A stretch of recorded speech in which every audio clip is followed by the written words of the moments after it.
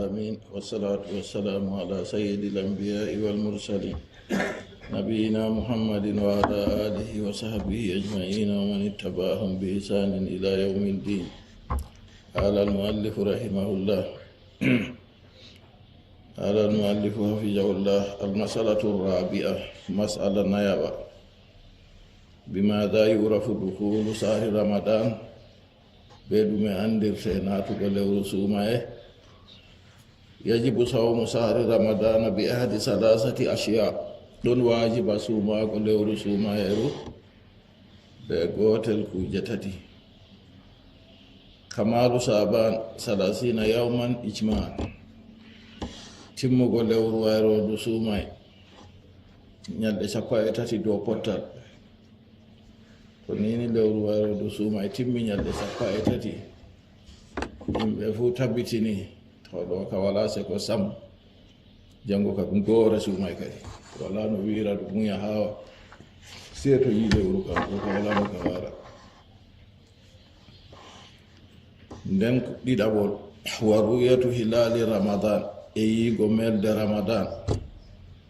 ñalɗe nogasa joyanayi wayrodu suuma e mari, amma nde hiiri gondamel de yiyama to ɗo bo wajibi janngo se suumo kadi. Ɗi gawli sallallahu alayhi wa sallam ngam konngol maako mo salatu allah e jam muɗum tabitani: suumu li ru'yatihi wa aftiru li ru'yatihi. Suume ngam yiki nde, ngewe bo ngam yiki nde melde lewruje darata pamarum ɗo. Hadisol Bukhari filli ɗum, hadisol ujunere temeɗɗe jeenayi e jeenayagol. Muslim fillingol hadisol ujunere e sappo e jeetati e go'abol, hadisi abi hurairata radiyallahu anhu. Wa wujudu ghaymin aw qatadin fi madla'i laylati 30, tawego duule malla sollare ha jonta kam jemmare cappane tatabre min sari sabara dow wayroɓe cuumay. To waɗi noon nan ɗo yahulu dunahu ɗon henda ga en yigo lewru. Limara wa umara anna nabiyya sallallahu alayhi wa sallam qala: sumu li ru'yatihi wa aftiru li ru'yatihi. Suume ngam yikinde, ngewe bo ngam yikinde. Fa in gumma alaykum faqdiru lahu. To ni meldema wirnama dow mum oɗon hoddirane ɗum, yani dayibu alayhi billane ɗum. Min gawli konngol maako ko man qudira alayhi risquhu, ay dow yiga alayhi risquhu, mo risque muɗum ɓilla dow muɗum. Mana man ɗumejum kanjum nden bo on hebbidina ñalɗe timma kadi sappo e tati nden janngo on fuɗɗa suumay. To ɗum suumay bo timma sappo e tati nden janngo laato julde to duule ko bo sollare waɗi on giyayi lewru. Hadisol Bukhari fillingol hadisol ujunere e temeɗɗe jeenayi, non hadisol ujunere e temeɗɗe jeenayi e jowegoyaɓol. Muslim fillingol hadisol ujunere e capanɗe jeetati. Yo ɗo holli en hadisol man ɗo ɗum hadisol tabitingol haade de modiɓɓe mawɓe ɗo ɓe fuu maɓɓe ɓe pillingol. Wa taryibul iddati an yusaba sabanu 29 yawman. Kanjum woni timmingo limgal man ɗo an yusaba sabanu, lewru wayrodu suumay hiise 29 yawman, ñalɗe nogase jowenayi. A seeɗo andini en seeto kala lewru fu en ɗo andi kadi nde ndu darata ɓe nde ndu timmata. Wa kana ibnu umar ida haala duna matla'ihi gaymun aw qatarun asba sa'ima. Amma abdullah ibni umar ibnul khattabi radiyallahu anhuma,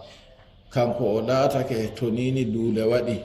ko malla sollare waɗi yande ñalli nogas e jowenayi lewru wayrodu suumay,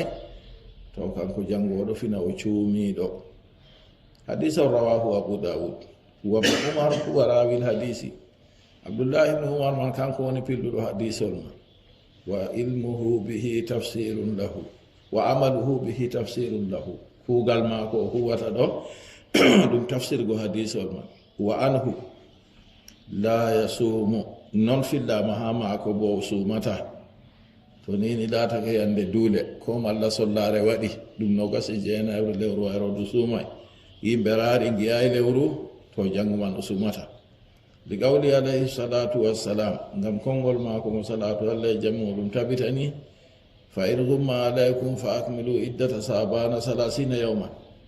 to nini lewru man wirni dow moɗon melde wirni on yayde to timmini e kadi limgal wayrodu suumay ñalɗe 3 hadis o cahigol jangginegol mi wayde to nden kam dow majum woni yimɓe gonata kadi ta goɗɗo wi'a kanko duule waɗi ko sollare waɗi ɗo accu o suuma to fototiri lewru wartima kanko kam o suumi o lima go'ore mako to warta bo nami heɓan bar jaari kam to a waɗi noon may to fototiri lewru man warti ɗo e antama ha suumay ngam suumay maman be seko bo huwata kugal dina ko a ñaldi suumugo ha hiiri fototiri lewru warti yande man yo kayre kam a ɗumanatande a taskititande to nini habaru nanaka sam kam kayre ka yoɓani waɗi an ko malla yimɓeji pat nani lewru man wartino daga kikiɗe an ka nanayi an ka a wi accu a suuma non to fototiri lewru wartima a suumake yowa to lewru warta bona heɓan bar jaari to fototiri lewru warti a nanayi no a waɗi aniya ɗo a yoɓan ñalomare man ta somu sam kanjum waɗi to hiiri yande 29 abre ɗo hani en fuu en gatana radio ji hakkilo boɗɗum ɗum julɓe modiɓɓe anduɓe no lewru man ɗaɓɓitirte anduɓe haaji goɗɗi feere to heɓi lewru man matinaɓe habaru nden ɓe lutta matingo en to a matini tata seku sam wali anna fi awwali sahari shakkan ngam arande lewru ɗo woodi seko to nini wayrodu suumay ɗon 29 ko malla lewru suumay ɗon 29 jotta kam janngo 17 na ko malla janngo ka lewru nduya daroto to ɗum woodi seko hen muɗum fa asbahalu sahwi summa warada anna nnasa tabaun lil imami fi dhalik to ayi ɗo famuga boɗɗum gurte useni irin koje ko on gorri ɗo bolle ɗe yimɓe bolwata ɗo handayi summa warada joli anna nnasa yimɓe tabiun lil imami fi dhalik ɓe tokkanɓe laamiɗo ha bolwa ɗum wi imam kanka andi imam julde moye mari metalawol julde may imam ɗo laamiɗo julɗo on wolwante fa in sama samu to laamiɗo julɓe suumi cuume wa in aftara aftiru to o yewi bo ngewe li qawli sallallahu alayhi wa sallam ngam konngol annabijo mo salatu allah e jammuɗum tabitani sawmukum yawma tasumun wa adhakum yawma tudahhun suuma e moɗon ñalomare on cuumata layha moɗon ñalomare on layhata a meeɗi nanugo jotta kam yimɓe anaya e juuli layha an tan laamiɗo julɓe juulayna a to e juulata kadi hadisa ol sahingol akhrajahu biha jallafjir tirmiji wurtindirgol banni hadisa ol 1697 dara gunni wurtinigol hadisa ol 257 bay hagi wurtinigol hadisa ol 257 min hadisi ابن المنكدر عن عائشة رضي الله عنها وأثبت البخاري سماعه منها بخاري بوتبتني ابن المنكدر دونني حديث منها عائشة وإن كان لا يخلو سنده من مقال هو غمتو غرغل حديث من فروتا إبغو إبولبو فقد أخرجه أبو داود كاين فورتني غل حديث وجن ديدي تمت تاتي نوغاس انايابول دارا غني ورتني غل حديث تمت ديدي e 33 bay hagi wurtinigol hadisa on 155 e 55 min tariki muhammad ibn al-munkadir an abi hurayra bi lafzin fitrukum yawma tuftirun wa adhakum yawma tudahhun julde mon suumay ñalomare on fu moɗon on juulata layha moɗon julde mon layha ñalomare on fu moɗon on layhata وله طرق أخرى ودني حديث المندة قد أما وإذا تسلم من الضعف نقول ستا إبقى تنبرك ويتقوى بمجموعها حتى حسنه الترمذي دات حديث المندة فير جلدودي تلقاوتي دو حديث المسلم بدي ربي ما جنكدي ترمذي كيجو إني نقول حديث حسن وصححه النووي في المجموع يا ابن شرف النووي كان كبو صحيح نقول انظر بحثه لا رويت ما كنت عيد في إرواء الغليل حدث رويت إلى إرواء الغليل كوادي والوات بني لو فنغم هتبت فكر دا حديث والولي هادو مايو حديث والغوبون والدام قول modi ɓe kutiniri be maago e kanjum on dina ɓi adamajo julɗo tabitirta be majum. Amma wi he'ata ha dina mi tammi he'ata ha dina accu mi waɗani to fototiri nonnon ma nden ka nonnon he'ata ha dina ko a waɗi to fototiri man ɗo ɗum huwata yo kanjum nden ka ko woni a dina islama kam ɗum tokkago bo na sey to a andi hunde man, to a anda hunde kan nden kan a tokkirta ɗum to kanjum kadi ɗaɓɓititgo andal ha dina nden hutinira ɗo ɗum lismake. waɗi anna fi awwali sahari sakkan fa asbaha ala sahwi to kanjum en ɗenki kadi yo yetti kadi hol annabijo sawmukum yawma tasumuna wa adhakum yawma tadhakun in ra'a al-hilala wahdahu sama. Goɗɗo yiri melde feere maako a yii a tabbitini fakat ɗo ka ɗum lewru on sey suumoɗa to a andi riwaya filla e ma yaago yecca ma yimɓe jaɓata darde ma suumu an kam ko waɗi goɗɗo suumoto ɗo to yii lewru man feere maako o suuma ɗo ko waɗi li qawlihi sallallahu alayhi wa sallam suumu li ru'yatihi wa aftiru li ru'yati suume ngam yiikindu ngewe ngam yiikindu. fa in kana adlan to goɗɗo man o laati o adilijo feere maako bo yi lewru saman nasu bi gawli to yahi o yecci yimɓe ni yimɓe suumoro be konngol maako man feere maako. amma malikinko en kana wi se to adili en waɗi ɗiɗo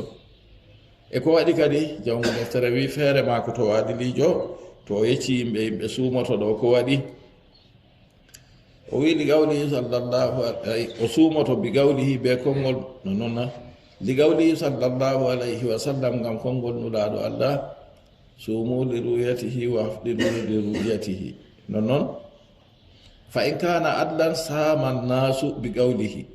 to laati o adilijo yimɓe suumoran be konngol maako o wi o yi lewru ɗo lima gala ibn umar radiyallahu anhuma ngam ko abdullahi ibn umar wi Allah waddomo be ba maako tara annasu alhilala fa akhbartu rasulallahi sallallahu alayhi wa sallam anni ra'aytu fasama wa amara an-nasa bisiyam. Abdullahi ibn umar ibn al-khattab radiyallahu anhu o wi yimɓe ndaari lewru nde ɓe ndaari lewru goo kanko abdullahi ibn umar o ɗon nder maɓɓe o wi se mi yecci nulaaɗo Allah min fu mi yiiri meldewa mi yi lewru ma ɗon nulaaɗo Allah suumi umri yimɓe bo bay suumaaki haa ɗo ɓe wi nulaaɗo Allah ƴamay mo an be moy yi nde o wi o yiiɗo ni o yecci nulaaɗo Allah ni nulaaɗo Allah suumi umri yimɓe suumo feere maako bo hadisun sahihun rawahu abu dawud fillingol hadisa ujune 2,314 daarimi fillingol daaragunni fillingol hakim bay hagi ɓeɗo modiɓe ɓe fufu maɓɓe ɓe pilli hadisewol man yo nder kam non to goɗɗo laatake adilijo o yi lewru feere maako nden nder konngol maako bo jaɓete o yahi o yecci yimɓe to laamiɗo julɓe jaɓini se matina yimɓe tan yimɓe cuumo nden kam jotta ha yewugo fuu nonna to jotta ka suumugo en goni taw wali annahu mimma tariqu ngam ko laati ha nder ɗate muɗum almushahada yiiki ko ɗaɓɓititte kam yi'e lewru man dari kanjum ɗaɓɓititte ɗum nden fa dakhala bihi fil farida ɗum nastiri be majum ha farilla kadi fa qubila min wahidin ka wakti sala to nini laatake yiigo lewru suumay on farilla waɗata yimɓe suumo taw ɗum laatake ɗum farilla ha giɗɗe man nden ka goɗɗo gooto to yi nden o adilijo jotta ka farilla go dari kadi jotta ka sey yimɓe cuumo to ngam majum waɗi kadi goɗɗo gooto to nini o adilijo o yi lewru ɗo yimɓe suumoto bana wakkati julde a yeyi wakkati julde ɗo na dadanna feere maako gooto no seetinta yimɓe fu juula ɗo na wal mutabaru fi ru'yatil hilal ko taskititte ha yiigo mel de ar ru'yatul basariya giɗɗe ɗe gite on taskititte ar ru'yatul basariya giɗɗe ɗe gite goɗɗo yiira ɗum be gite on nana andi hisabu a andi mathématique a fiya jonta ɗo burjol kaja en goni ha fasduwol kaja lewru kajaru ɗo ñalɗe mum ni kaja ñalɗe mum ni kaja ɗo hande 1 du matin ɗo fuɗɗa ha jamdi ni be minti ni kaja ñalomare janngo fuɗɗata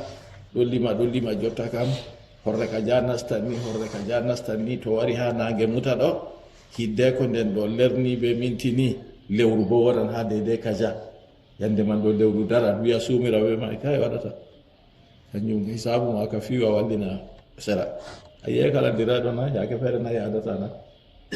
yake feere ɗo yadda yake feere yadata to ɗo man on jotta kam na kanjum taskititte ru'yatul basariya giɗɗe ɗe gite ananayi ɓe heɓini Cameroun appareil ji jotta ka je ɗaɓɓitirgo lewru man na ɓe keɓi province tati ka ɓe hokki ɗum tawon hidde ko ɓaawo ɗo na dow province kadi ɗum wolwira Yahunde Douala be Kusi fa innana ummatun ummiya la naktubu o wi enen ɗo ɗum ummatore umma birnere nde windata wala nahsibu min kiisata bo fahin to ko artino ha islama arab en ɗo windugo wewatgo lissafi ɗo na ɗum kugal maɓɓe jangugo ɗo ma ɓe ɗon no yiyano bana hunde lesde no so nande dina islama wari waddi ikra fala yutamadu alal hisabi fi dhalik kanjum waɗi tugatake kadi dow hisabu ha bolwa ɗum ɗo dow hisabu ana andi mathématique a wawan heftugo en mbaɗan ɗum kanjuman kam nden en ɗaɓɓita darɗe bo fayinta to yaadi be man bana hikka ɗo nde yaadi ɗum wa amma al irsadu allati yaqumu biha ahlul falaki amma handitirki wato taskitirki ki yimɓe falaku darirta be man anduɓe jotta kam andal kode anduɓe jotta ka andal kode man ɗo daga nange lewru be kode fu no yahrata fa innaha ida kanat ala ruyatin lil hilali bi asija to nini ɗum latake dow yiigo lewru be appareil ngol nga feere mo kabbira nda appareil ɗon kañum on to ɓe raari ɗo mawninan lewru man ɗo ka fala basa fi dalika gay gacce wala her man qiyasan ngam hiisaki ala ru'yatil ayni dow giɗɗe gite to ɓe waɗi appareil man na mawninan lewru man ha ɓe keɓa ɓe giya on na ɓe ngindu na yo jotta ka je ɓe fi hisabu tan ɓe ngaɗi ɗo kam ayiɓe wala wa in kanat bil hisabi hisabul falaki amma to latake be hiisaki hiisol ngol falaku mathématique ana andi fa inna hadha laysa waridan wala jaisa ɗo kam kanjum kam ɗum waray ha dina islama ɗum dagayi bo deyde a fiyata non a waɗa kanjuman nden tabbitina ɗaɓɓitita yiigo lewru be gite kay kanjum ka ɗum waray ha dina islama ɗum dagayi bo hutinirgo non li qawlihi sallallahu alayhi wa sallam inna ummatun ummiya la naktubu wala nas ngam konngol annabijo mo salatu allah jammu ɗum tabitani o wi minin ɗo min ummatore umma binnere min bindata min hiisata ummiya ɗo mo lencitama her daada ko ummidi ɓe daada ɗo nayi kayim anda hala windugo anda hala waɗugo lissafi to hadisol boukhari filligol hadisol 1914 muslim filligol hadisol 15 min hadis ibni umar radiallahu anhuma tabiti ɓe ɗo kadi nden kam tugorgal wala kadi ha dow haala hisabu kam ha daydey yiigo lewru wali anna rasula alayhi salatu wassalamu amila huwa wa ashabuhu birru'ya non annabijo mo salatu allah e jammuɗum tabitani kanko sahabo en maako fuu kamɓe ka ɓe kuuri dow yiigo on sey to lewru yiyama on ɓe suumoto sey to lewru yiyama on bo ɓe juulata jango المسألة الخامسة أحكام المريض في شهر رمضان للمريض أن يفطر إذا كان الصوم يزيد مرضا. المسألة الخامسة يوم الافتراء في جهولة وفي مسألة جوابة دكتور عائد القرني إذا كان الصوم يزيد مرضه تنين سوما إداتك يزيد مرضه دون بس دنيا معكو to o suumi man kanko be hoore maako ni oɗo mata ɓesdana mo ñawgo o tampa o fotayi huugo ko ɗume fa in tahammala to ni o eftitini wasama o suumi bana ni man huriyan ahu dalika ɗo ka warti gañaɗum o huwi kuugal gañagal amma o asjahu suumay maako man ni animo bo wa qad ajmaa ahlul ilmi ala ibahati lfitri lilmaridi fi ljumla haqiqa yimɓe andal potti dow dagago yewki goɗɗo ñawɗo ha moggal majum to nini o ñawɗo suumugo saɗananmo ɗo o yewa suumay maako wal aslu fi asliha majum qawluhu ta'ala kongol mako bagido faman kana minkum maridan aw ala safarin fa iddatun min ayyamin ukhra faman kana minkum molati der modon maridan nyawdo aw ala safarin malla do jahangal fa iddatun limuki min ayyamin ukhra ibbe jalo maje godde na yi maridan go to nayni sumu go wan sadaran mo do yewa wal maradul mudihu lil fit wal maradul mubihu lil fitri nyaw daknan ngu yewo go sumay huwa al maradu sadidu alladhi la yazidu bisaw kangu woni nyaw chatungu amma to o sumi man do be non fu nyaw man gu besdata kam aw yahsa tabatu bur'ihi fi saw yuhsa malla bodo hule sabbititki yamdititki mako be dalila sumay to do suma do yamdititki man neban yo don ka fu ewan qila li ahmad mata yuftiru al marid imam ahmad bin hanbal rahimahullah o jama man de on goddo nyawdo ka yewata sumay qala idha lam yastati to wawata sumu amma to wawi sumu kandi kana mo sumu ila wiya ma mislul humma bana jontana bana pabboje to nangi goddo nina qala imam wiyo wa ayyu maradin asaddu min al humma nyawngu yewo buri pabboje satugo kadi to kayum ka to wadi der ka hoddi makadi o sumu o yewan sumay mako to o woli dum masailu masalihil imam ahmad masailu maslahil imam ahmad dum masalaji maslahu hedi imam ahmad rahimahullah ha don on o wolwi ha deftere o wiyata kabbol tatabol be sappo e nayabol o wolwi dum ha hadisa ol ujunere temedde didi e nogas e joyegoyabol non hadisa ol ujunere temedde didi e nogas e jeedidabol imam ahmad wolwi dum wonjo tafsir al mas'alati fil mughni laru wangin bo mas'ala man labbingo ka deftere wi'etende mughni arari ton do a heban besdari kadi de ko beddata labbinan goma wa huki an ba'di salafi annahu abaha al fitra bi kulli marad yemba ma bo ha yoga salafi ko en kanko o dakni yewugo suma be iri nyaw konguye hatta min waja'il asbu'i wad dirsi o wi ha ko nawuki hondu malla nawugo nyindare gaggirda indere ma de a ƴakkirta kuje ɗo ko kayra nawi hey indere ka ɓurda nawgo dey li umumi l aya ngam huɓuki aya wa li anna al musafira yubahu lahu l fitre ngam jahowo jahangal bo daganan mo yewuki wa in lam yahtaj ilayhi ko bukaka yewugo man fu fakadhalika al maridu ɗo o hujjiri kadi o wi non no ñawɗo bo ko ñawman laatake pamaru ni daganan mo o yewa sumay daga noon o wi dey na o wi wajibi o yewa ma andi sumago ɓuranimo kadi wa sahihu kongol cahigol kam anna man lam yudihi l maradu andu mo ñawtorray ɗum wala yashuɓɓu alayhi ñawma e saɗanaymo fa inna alayhi siyam anduɗo ka lismake ɗo mako sumago li annahu shahidun li sahari la yudihi sawm ngam o yahlirɗo lewru dari ñawman bo torratamo nden ka o sumota wa sardul maradi l mubihi lil fitri sarɗi ñaw daknowu yewki huwa ma yuhafu minhu darar kangu woni ñaw ngu torra hulete her muɗum hawtade be to o suumi fa ida tahammala al maridu wa sama ma hadha faqad fa'ala makruhan to nini goɗɗo ñawɗo eftitini bananiman o suumi hawtade be o ñawɗo man bananiman to o huwi gañaɗum a andi to goɗɗo huwi no gañaɗum bona junuba wala her mum amma to farilla kam na wodi barjari o windi ma yatadammanuhu min al idrari bi nafsihi ngam kanko nde o ñawɗo nden o eftini o wi o suumoto o suumi ɗo woni her majum kadi torruki hoore maako wa tarki accuki man bo tahfifullahi ta'ala to ni o ñawɗo nden o acci o suumaki ɗo ɗum hoynuki ki Allah ɓagiɗo hoynani wa qabulu rukhsatihi e jaɓugo bo hoyende nde Allah hoyni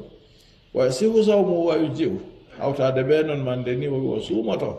oɗo torri non o ñawɗo o suumi to suuma e maako man ɗo he'anani li annahu azimatun ubiha tarkuha rukhsa ngam ɗum taynori ɗum suuma e may wajibi se o suumo accuki suuman man ɗo be o ñawɗo man ɗo ɗum daknama ngam dalila hoytinki on fa ida tahammalahu asja to ni hawtade be o ñawɗo man fuu o eftitini nonnoon o habdi o suumi bo he'anan mo kalmaridi alladi yubahu lahu tarkul jumu'ati fa yahduruha bana goɗɗo ñawɗo yaago maako ha jum'are caɗɗum o wawata yaago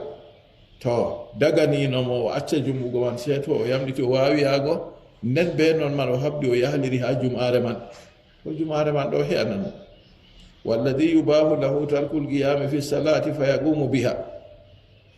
noon goɗɗo mo dagantamo accugo ƴummaago ha julde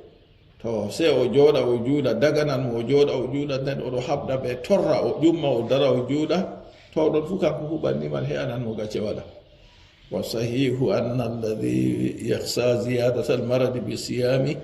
yubahu lahu lfitru khawfan mimma yatajaddadu bisiyamihi min ziyadati almaradi wa tatawulihi ko laati sahi ɗum kam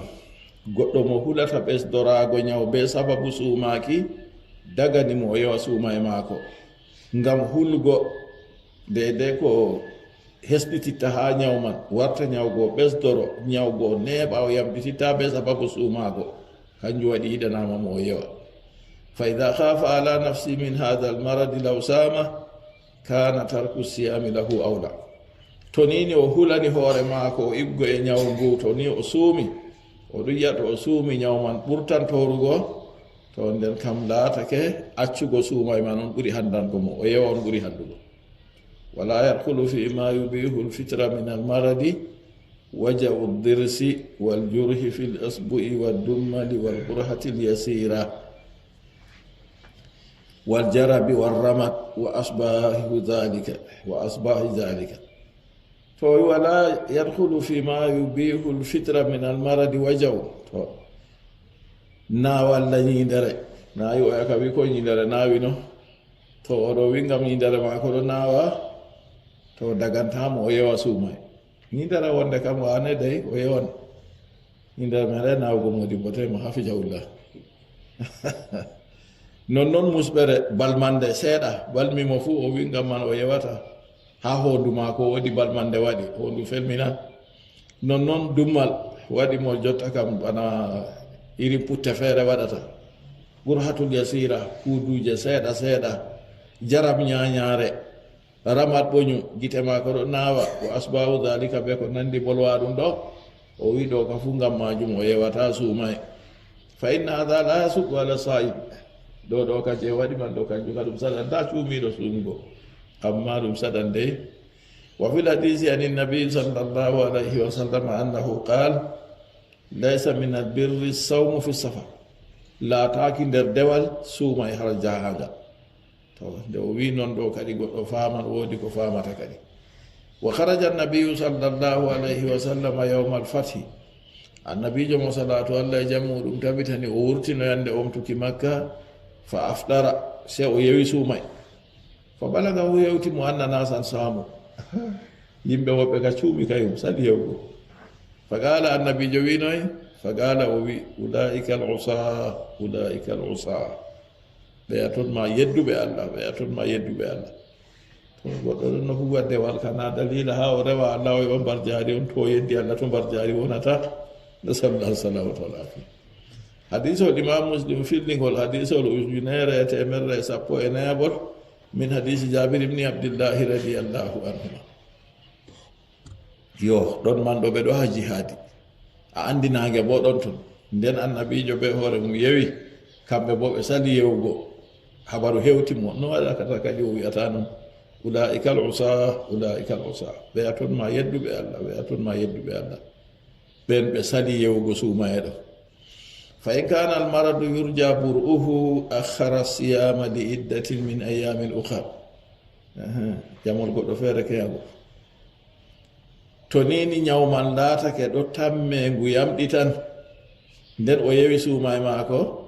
to o sabbitina suumay may kadi nden o lima ñalomaje goɗɗo feere o yoɓa wa in kana almaradu mustamirran la yurja bur'u to nini ñawman laatake doogingu yamɗitirki maagu tammaka sam bi qawli tabibin muslimin hadiqin be konngol docteur jo juulɗo ƴoyɗo annduɗo haala ñawdigu kanko on wi ñaw ngu ka ngu yamɗitata o faɓɓiɗan be maagu to fa inna alayhi an yuɗiman kulla yawmin miskina anndu lismake dow maako kadi o ñamna kala ñalomare fuu jurumɗo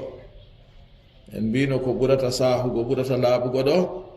yande to weeti yimɓe ñalli suumaago to hiiri to naange muti o muuda muddu gootel o hokka sadaka halas wala ko on dow maako janngo bo banni fayin li qawlihi subhanahu wa ta'ala ngam konngol allah mo seni e ɓangaare woodani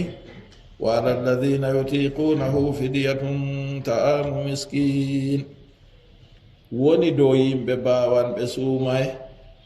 sootaari ñamnuki jurumɓe galam no abbasin kana ruksatun li cheikhi wal mar'atil kabira hoynuki ki laatanaken dottijo nayejo ɓe debbo mawɗo nayejo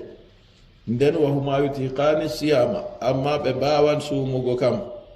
kadi kamɓe mana wodani ɓe an yuftiraɓe ngewa wa yuɗɗima ɓe ñamna an kulli yawmin miskinan ha kala ñalomare fu jurumɗo nde ha suuma e ma e ɓaddi ɗo ni goɗɗo wiyata ham dada ma ko nayi masin o yiɗi o yecca ɗum o haɗa ɗum ta suumo mimo kaye taha ɗum haɗimo ɗo waddan fitina hakkunde ma be maako accumo to o suumi o tawi salori mo a wiya mo yewa jam na o yewan koye ɗum tan on bonday ko ɗumen o wiyama nomi waɗata kadi a wiyamo to ñalomare fo hokka miskin jo muddu gotel nde hiiri fuu a muudanamo mbiyanɗo mi muuda muuɗoje mayɗe fuu daga aran mi hokka a andi lewru suuma e ma ñalɗe no waɗata na no gasa jeenayna ko capay tati dow ɗume a mudirta ɗo ka goo ɗiɗaɓol man a andi yottan haragare lewru suuma e ma a mayay kam na na kadi kanjum wala no a mudira daga arande suuma diye lewru pat a hokka amma rowani on a suumay no saali a ñawɗo ha hikka bo a wawata toya kan a hawta a jama ñalɗe no yimɓe suumi no rowani no gasa jeenayna ko capay tati noyi ñande noyi suumi no to banni a muuda muddu no gasa jeenayi a hokka na sa'udey muddu on tawa amma a wiya lewru je dari hikka on jotta a muudana a hokka ha capay tati watta malla bo a wiya an ka a muya jotta ka ha to lewru man timmi to yimɓe juuli no gasa jeenayi abre ko to capay tatabre a muuda a hokka kadi bo ɗon bo to a wiya muya a waɗa non a muuday ɗo e to a yehi a maayi nden yimɓe yeebi muudanayma ɗo gonoy ko ɓuri hoygo ni ande yimɓe ñalli suumugo fuu a muudata muddu gootel a hokka koye ɗum mere wala caɗɗum to kanjum o wi wari ha deydey aya galam no abbasin radiallahu anhuma kana ruksatun liseyhi wal mar'atil kabira ɗum laati ɗum hoynana ɗum dottijo nayejo e debbo nayejo nden wo huma yutigani siyama ɓe mbawan suumugo bo amma be caɗɗum wodani ɓe an yuftiraɓe ngewa wa yuɗima an kulli yawmin miskinan ɓe ñamna ha kala ñalomare fu jurumɗo gooto ɗum sariya dina islama no sar'iɗo dow man a tokkata ta mbiya an ka a jaynitiɗo jotta kam nde weeti fu a muuda sa'u alon a hokka goɗɗo fu a waɗi salitinare a tokkay sariya ma ko sar'i muddu gootel a hokkata sa'u al ɗo je balɗe nayi on wa kadhalika alhumla non gamɗo والمرض والمرض مسناندو اذا خافتا على ولديهما توني be kuli do be mabbe aftarata be ngewa wa amata be nyamna de boredujo to o suumi man do o nana reedu mako do nawam malla ha o nana ma bingel man do wanca bingel do dimba nder reedu man malla hoore nawam ha o torro to yewi suumay bo tawa dum fewti wala ko dumejo yo o yewa suumay mako non debbo musininowo ɓinguel maako to o suumi ɗo ɓinguel go heɓata ko musina to musini man ɗo ma ha o nana ɓerde maako ɗo ɓelita ɓinguel go ɗo woya non noon heɓata ko sam kanko fu o yewa o musinina ɓinguel maako nden jotta kam yaake to ɓe ngari yoɓugo kadi kala ñalomare fu o muuɗa muddu o hokka sadaka amma modiɓɓe woɓɓe feere kam wi to o koyraɗo to woodi ko o muuɗama to wala ko o muuɗa bo wala ko on ɗo maako o heɓa suuma e maako tan ɓaawo maajum kadi ɗo ɗo ɗum masalaji diina men on anndugoɗe tilimɗum an baba saare on a annda ɗi nden a lutayago andina dada saare go to sakkuma a wita o yaha o janga a wi to o wi o yahano janga ni dotegal maako kadi a jangayi kanko o jangayi dina bo so na be andal huwatake dina no waroto so na be andal majjuɗo kam fondu ɗum e jombal ñolgal a yiɗi yadde jangoan be maako futa on hisana yawma yafirru lmaru min akhihi wa ummihi wa abihi wa sahibatihi wa bani ñalomare ɗargal nde goɗɗo doggoto nder ɗum baba mum dada mum debbo muɗum ɓiɓɓe muɗum ko waɗi o doggata ɗo haqqe maako haqqe maɓɓe ɗon dow maako o hebbinano ɗum ha duniyaru to ndamo ndaɓe ɗo ni ɓe accatamo fakkat ɓe kabdan nangugo mo jonta kam ha ɓe jata fuse ɓe jaada kanjum waɗi o doggata na ndikka to a andini mo daga hande a nana ko modibbo wikeyana goɗɗo hoosa bascour dilla bana kilométre 10 o yaha o janga deftere nde o wallina o janga nde o wallina o janga nde o wallina o hawta defte maako to warti wara o we'ita kanko bo oɗo jangina yimɓe na ndikka to a waɗi noon an bonde an ɓeɗe aɗa waynena saare ka ya jangu defte man to a hoti a jangina ɓe professeur na janga acca wallina kañum tan délégué na janga ka acca hota kañum jangintaɓe tan janginɓe ko a jangi man nde nini a wi ɓe yataɓe janga kam yaago janga ɗo ɓe jangini ɗo ɓe yimɓe ɗuɗɓe bana maɓɓe ɗo bo ɓurataɓe nafugo nasalullah salamata wal afiya wa sallallahu wa sallim wa barik ala nabiyyika rasulika muhammad wa ala alihi wa sahbihi ajmain